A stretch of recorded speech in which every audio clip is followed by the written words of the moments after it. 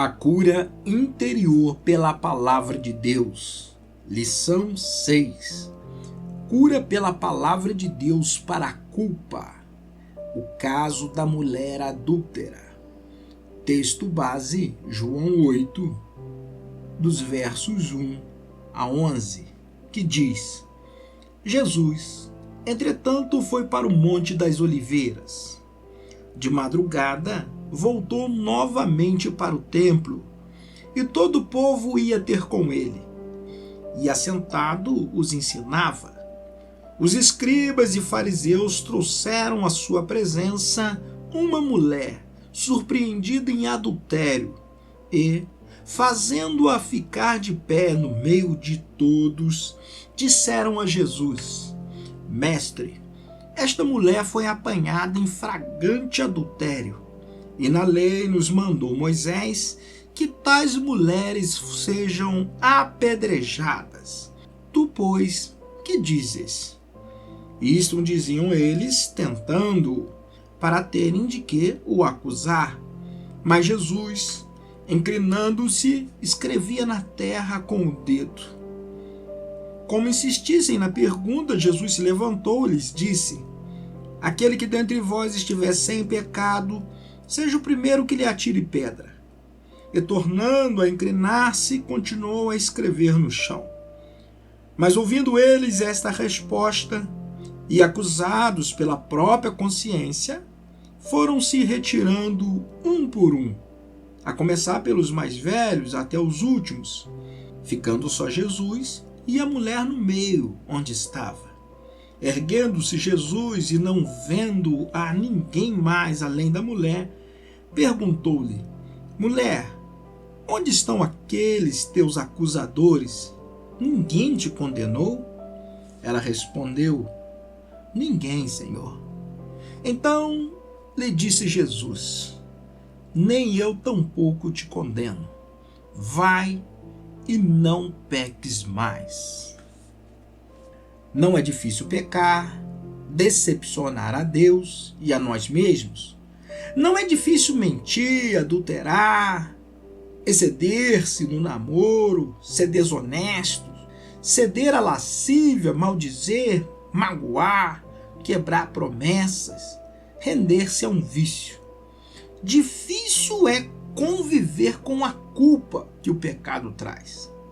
O sentimento de culpa é uma das forças mais poderosas que podem agir sobre nossas emoções.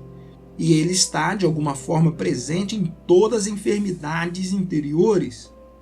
Para resistir o seu peso esmagador, o ser humano toma as atitudes mais diversas e radicais. Todas as pessoas precisam lidar com a culpa. Muitas vezes fazem isso de maneira errada. Percebemos isso na experiência dos personagens bíblicos e também na do homem moderno. Diante da culpa, alguns esquivam-se, como Adão. Gênesis capítulo 3. Endurecem-se, como Caim. Gênesis 4. Fogem, como Moisés. Êxodo 2. Enlouquecem, como Saul. 1 Samuel 16. Consome-se, como Davi. Salmo 32. Choram, como Pedro. Mateus 26. Ou suicidam-se, como Judas. Mateus 27.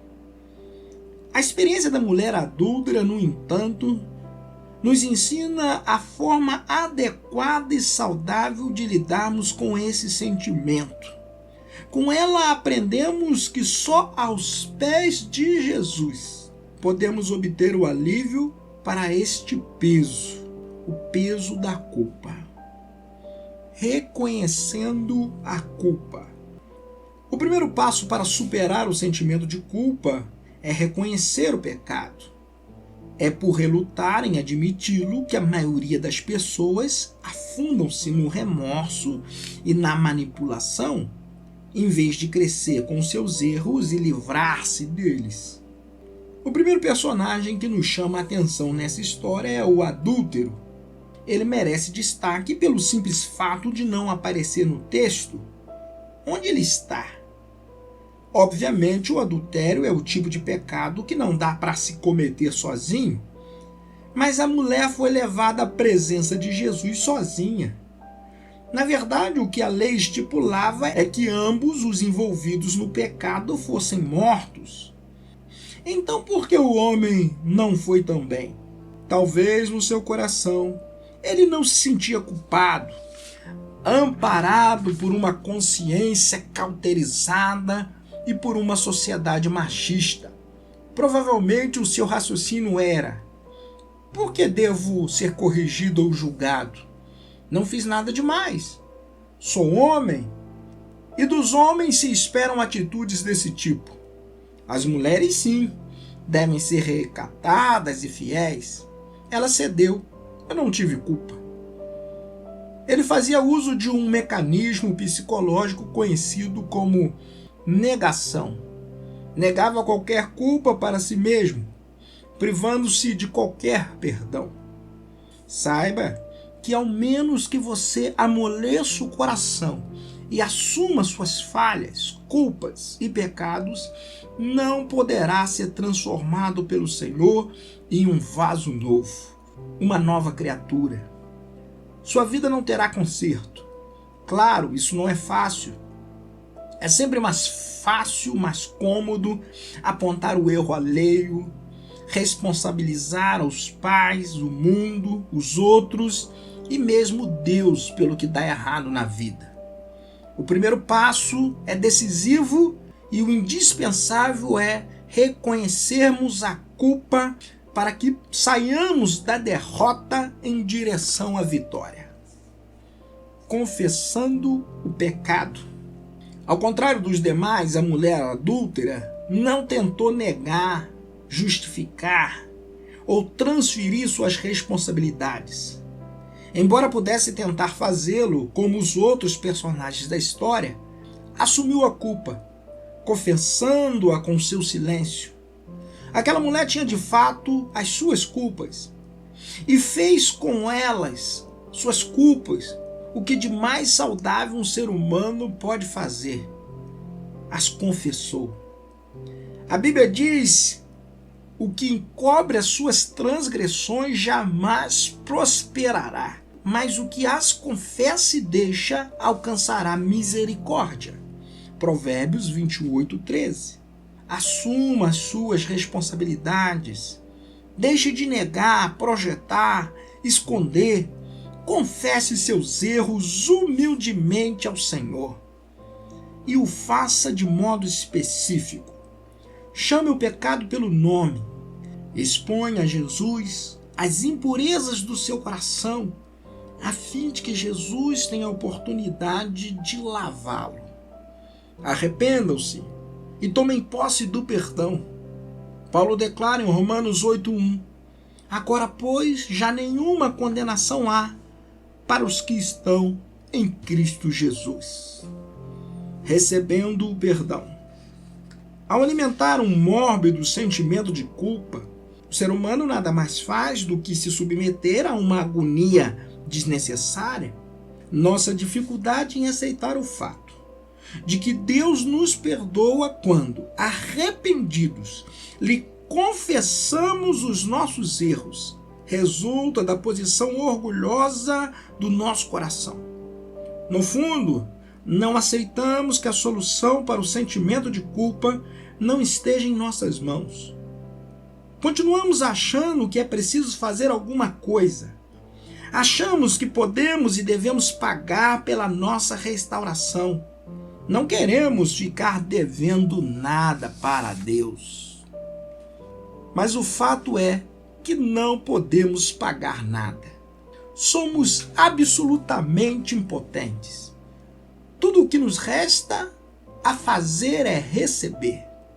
Meu querido irmão, há alguma culpa a afligi-lo? Não se endureça. Você não deve racionalizar, esconder, transferir e nem manipular. Tampouco fique afundando-se no remorso e na autocondenação. Confesse. Deixe suas culpas aos pés da cruz. certamente sua vida será bem diferente daí em diante. À medida que formos caminhando ao lado de Cristo, erraremos menos e encontraremos formas mais saudáveis e espirituais de lidarmos com os erros que ainda cometermos. Aquela mulher foi levada aos pés de Cristo, violentamente, arrastada pelos fariseus, sob os gritos da multidão. Mas nós temos o privilégio de sermos conduzidos à sua presença pela voz firme e suave do Espírito Santo. É Ele que nos convence do pecado, da justiça e do juízo. João 16, 8. A voz do Espírito nos fala ao coração. Toca nossa consciência. Coloca diante de nós o pecado para apagá-los. Você está ouvindo a voz do Senhor neste momento? Não estará na hora de dizer alguma coisa para o Senhor? Amém. Que Deus abençoe o estudo da sua palavra. Leituras complementares. Salmo 51. 1 João 1, do 8 ao 10. Romanos 5, do 1 ao 8.